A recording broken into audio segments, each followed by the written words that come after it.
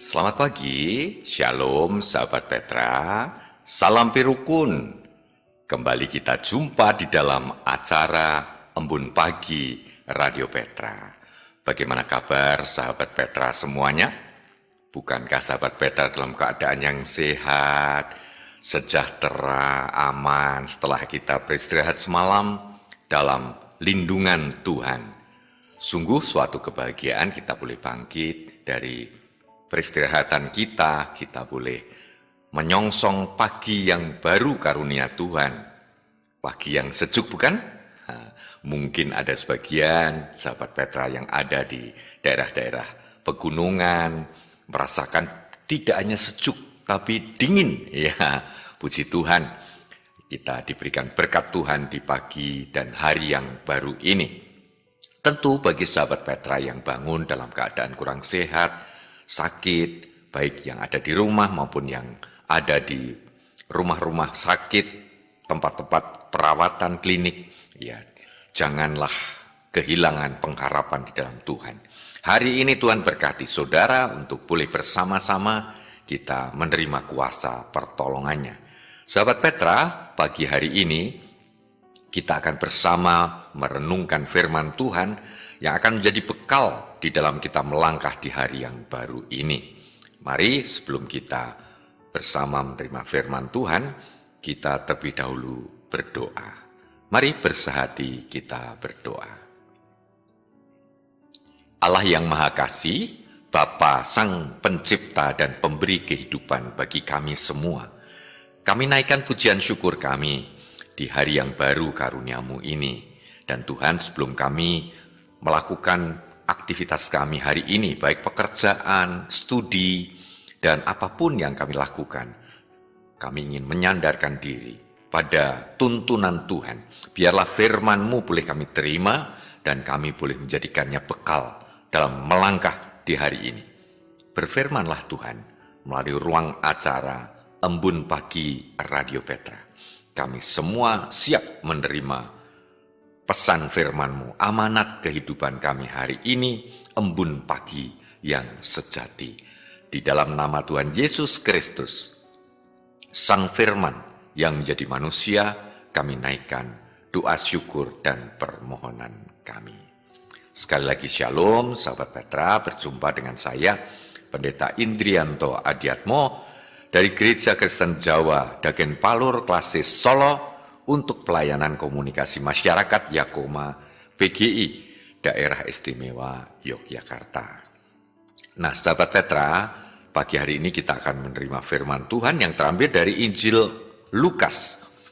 Injil Lukas pasal yang ke-12, Injil Lukas pasal 12 ayatnya yang ke-22 sampai dengan 31. Injil Lukas pasal 12 ayatnya yang ke-22 hingga 31 dengan judul perikop kekhawatiran. Inilah Injil Yesus Kristus menurut Lukas. Yesus berkata kepada murid-muridnya, "Karena itu aku berkata kepadamu, janganlah khawatir tentang hidupmu, mengenai apa yang hendak kamu makan, dan janganlah khawatir tentang tubuhmu, mengenai apa yang hendak kamu pakai. Sebab hidup itu lebih daripada makanan dan tubuh itu lebih daripada pakaian. Perhatikanlah burung-burung gagak yang tidak menabur, tidak menuai, dan tidak mempunyai gudang atau lumbung, namun Allah memberi mereka makan. Kamu jauh lebih berharga daripada burung-burung itu.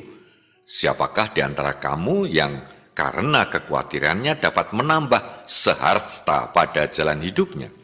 Jadi, jikalau kamu tidak sanggup melakukan hal yang sekecil itu, mengapa kamu khawatir tentang hal-hal lain? Perhatikanlah bunga bakung, bagaimana mereka tumbuh. Mereka tidak bekerja keras dan tidak memintal. Namun aku berkata kepadamu, Salomo dalam segala kemegahannya pun tidak berpakaian seindah salah satu dari bunga itu. Jadi jika rumput di ladang yang hari ini ada dan besok dibuang ke dalam api, demikian ditandani Allah, terlebih lagi kamu, hai orang yang kurang percaya. Jadi janganlah mencari apa yang akan kamu makan atau apa yang akan kamu minum, dan janganlah cemas hatimu. Semua itu dicari bangsa-bangsa di dunia yang tidak mengenal Allah, padahal Bapamu tahu bahwa kamu memerlukannya. Tetapi carilah kerajaannya, dan semuanya itu akan ditambahkan kepadamu. Sedemikian pembacaan firman Tuhan.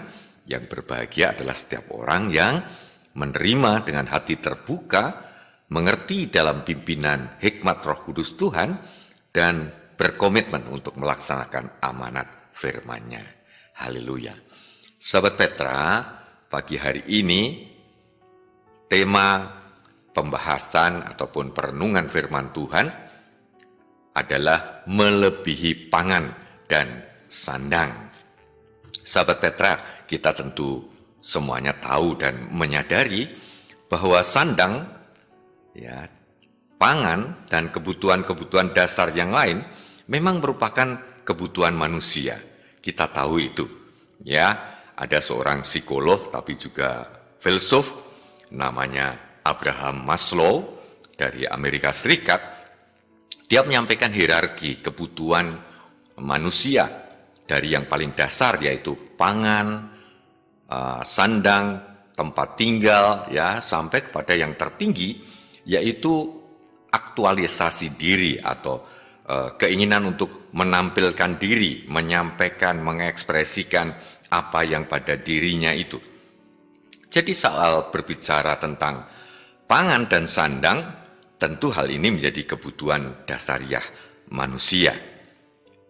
Nah, pertanyaannya, apakah setiap manusia bisa memenuhi kebutuhan pangan, sandang, tempat tinggal, dan kebutuhan dasar yang lainnya? Kita melihat bahwa ternyata dalam kehidupan ya tidak sama. Tentu banyak orang bisa makan 3 kali sehari, memenuhi kebutuhan sandangnya. Ada yang bahkan setiap bulan, ya, di awal bulan seperti ini belanja pakaian baru, ya. Bahkan ada yang memberi motor baru, mobil baru, atau yang lain. Tetapi kita harus melihat bahwa di lingkungan kita mungkin ada orang-orang yang tidak dapat memenuhi kebutuhan pangan dan sandangnya ini. Ya, kita ternyata mendengar ya, ada orang-orang yang tidak bisa makan 3 kali sehari, mungkin hanya 2 kali, bahkan ada yang sehari. Kita masih melihat kemiskinan ada di lingkungan kita. Ya, kita melihat misalnya ya di jalan-jalan, khususnya di traffic light atau tempat-tempat lampu merah itu ya, lampu lalu lintas, kita melihat oh ada kemiskinan di sana, ada pengamen, ada peminta-minta, ya. Ya, ternyata ada kemiskinan di lingkungan kita. Nah, kalau kita melihat data dari Badan Statistik Nasional ya yang mengadakan sensus itu, ternyata di tahun 2025 ini tingkat kemiskinan di Indonesia masih cukup tinggi. Ya, kalau di persentase ada 8,47% dari jumlah seluruh penduduk Indonesia ya yang kurang lebih 275 juta itu ya. Jadi 8,47% itu angka yang dari BPS itu ya, tercantum di sana jumlah penduduk miskin di Indonesia itu ada 23,85 juta orang. Sangat besar ya, dan kita prihatin dan ikut merasakan kemiskinan saudara-saudara kita di tingkat yang tinggi di daerah-daerah 3T ya, yang tertinggal, terluar ya, terdalam ya. Misalnya di Papua Pegunungan, tingkat kemiskinan itu sangat tinggi, saudaraku. 30,03%. Tentu kita merasakan keprihatinan, merasa empati terhadap saudara-saudara kita, bangsa kita, ya, bagian dari negara Kesatuan Republik Indonesia yang masih merasakan kemiskinan. Nah, saudaraku, apakah Allah itu memang menciptakan manusia ya sejak semula itu miskin? Ya, mungkin ada yang beranggapan bahwa orang miskin itu sudah ditetapkan Allah sejak dahulu.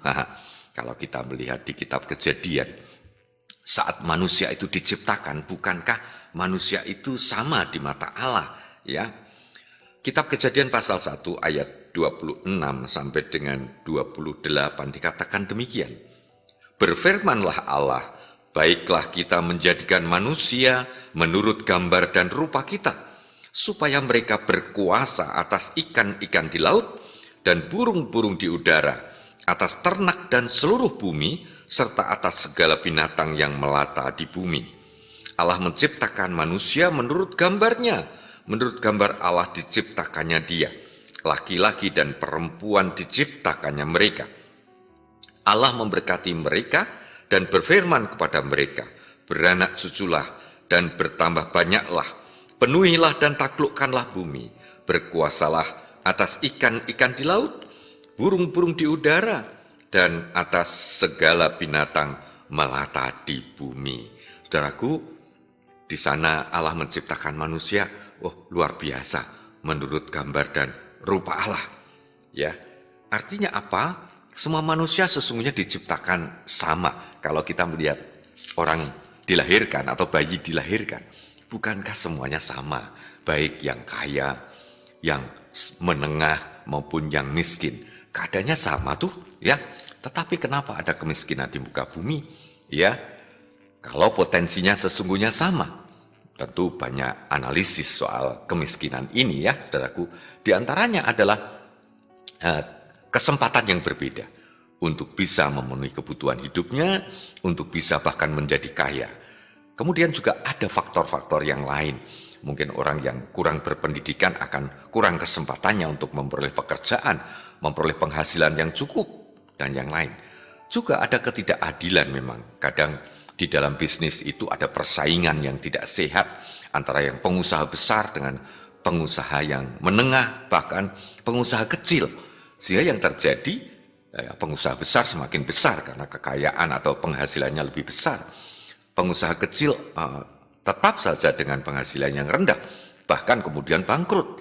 Nah, kemudian juga ada ketidakadilan sistem ekonomi, politik yang mempengaruhi adanya kemiskinan di muka bumi, sehingga banyak manusia yang tidak bisa memenuhi kebutuhan pangan, sandang, tempat tinggal, dan yang lainnya. Sahabat Petra, kadang mungkin juga muncul kekhawatiran di antara kita, khususnya dari kalangan yang kurang mampu dari sisi kemampuan ekonomi, kemampuan untuk memenuhi kebutuhan pangan, sandang, dan lainnya itu. Ada kekhawatiran karena hari ini aku akan makan apa?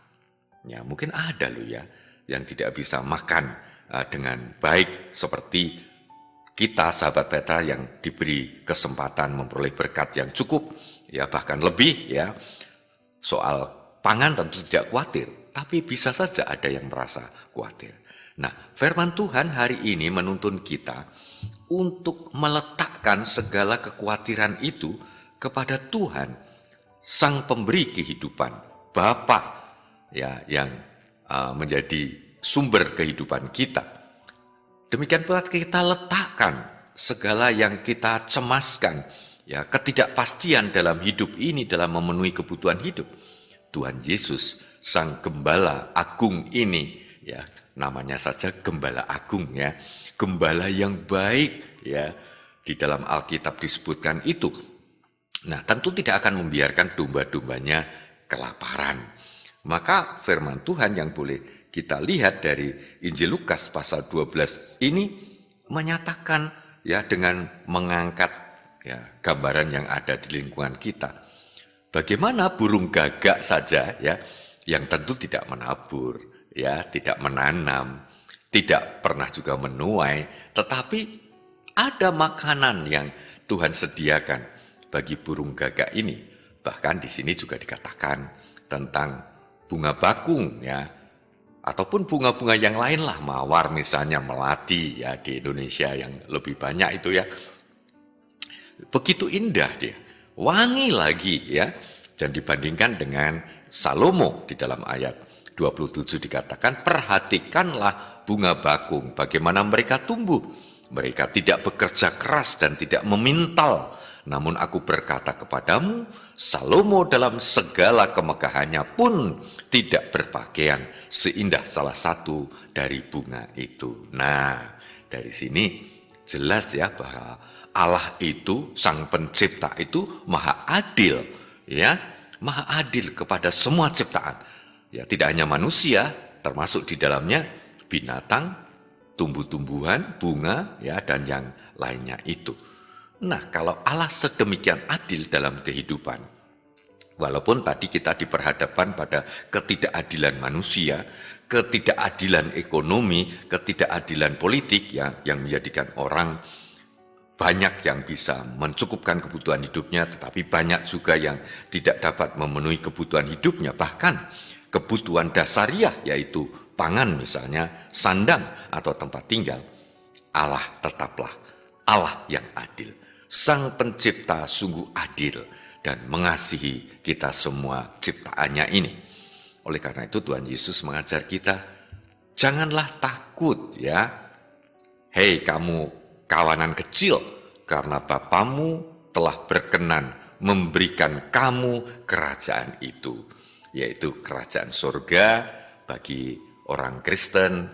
Ya, kita percaya bahwa Allah telah menyediakan tempat yang indah, yang tidak ada kebutuhan lagi apapun, yang kebutuhan duniawi, ya, karena di alam kekekalan, di kerajaannya itu ada berkat, ya, yang terus menerus setiap hari tanpa batas. Nah, kerajaan Allah itu tentu tidak hanya kita mengerti sebagai kerajaan yang akan datang yang ada di surga, tapi dimulai dari dunia ini. Kedatangan Yesus adalah menghadirkan kerajaan Allah di bumi ini. Artinya bahwa Tuhan juga akan memberikan ya, berkat-berkat bagi orang percaya untuk boleh menerima berkat memenuhi kebutuhan hidupnya.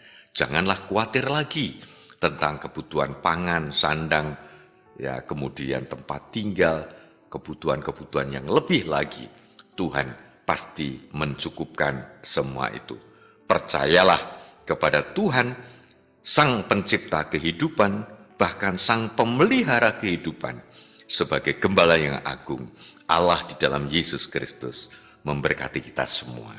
Ada sebagian sahabat Petra yang selain pangan, sandang, mungkin juga saat ini sedang sakit, ya, merasa khawatir tentang hari-harinya, tentang masa depannya, bagaimana besok, apakah aku masih kuat ya dalam hidup ini menghadapi sakit penyakit yang masih ada di dalam tubuh saya.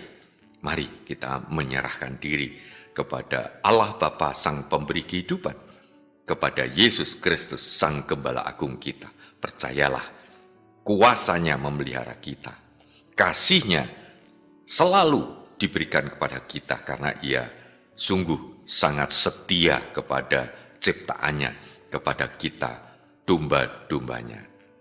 Demikian sahabat Petra, renungan firman Tuhan pagi hari ini yang boleh kita terima bersama. Mari kita bawa di dalam doa pergumulan kita. Mari kita berdoa.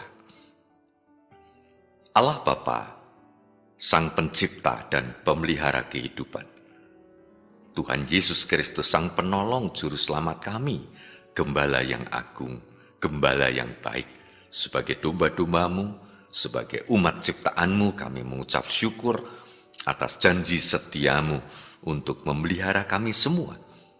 Terima kasih, puji syukur, pagi hari ini kami boleh diteguhkan di dalam iman kami, bahwa kami tak perlu khawatir akan segala yang akan terjadi di dalam kehidupan kami. Kami tak perlu khawatir akan segala kebutuhan hidup kami, dari yang paling dasar sampai kebutuhan-kebutuhan pada tingkat yang lebih tinggi. Kami mempercayakan hidup kami dalam kuasa tangan-Mu Tuhan. Kami bergantung kepadamu dan kami percaya bahwa firman-Mu ya dan amin. Janji-Mu ya dan amin. Kami percaya. Tuhan, dengan semangat baru di hari yang baru ini, kami akan melanjutkan aktivitas hidup kami hari ini. Kami akan mulai bekerja. Kami akan mulai belajar sebagai para pelajar mahasiswa. Dan juga kami akan mengisi kehidupan kami dengan segala tindakan yang bermakna seturut dengan amanat Tuhan. Kami yang lansia akan melakukan aktivitas yang masih dapat kami lakukan, yang berarti bagi kehidupan kami pribadi, tapi juga bagi keluarga kami, bagi sesama kami. Terima kasih Tuhan bagi sahabat Petra yang sakit. Kami letakkan kekhawatiran sahabat-sahabat Petra yang sakit ini di dalam kuasa tangan-Mu. Biarlah sakit penyakit ada di dalam kuasa dan kasih Tuhan yang memelihara kehidupan kami. Sehingga pada waktunya Tuhan akan membebaskan kami dari kuasa derita sakit penyakit, dari kuasa derita kemiskinan dan lain-lain belenggu kehidupan di dunia ini. Karena kami percaya Yesus yang telah bangkit dari antara orang mati telah mematahkan segala kuasa kegelapan, kuasa kematian, kuasa kemiskinan, kuasa sakit penyakit. Di dalam kuasa-Mu Tuhan kami berserah diri. Terima kasih Tuhan, kami serahkan hidup kami hari ini di dalam pimpinan tangan kasih-Mu, dan biarlah firman yang telah kami terima menjadi bekal kami sepanjang hari ini. Di dalam nama Tuhan Yesus Kristus, Sang Gembala Agung kami naikkan doa syukur dan permohonan kami. Amin. Demikian sahabat Petra, embun pagi hari ini yang telah boleh kami terima menyegarkan kehidupan kita semua.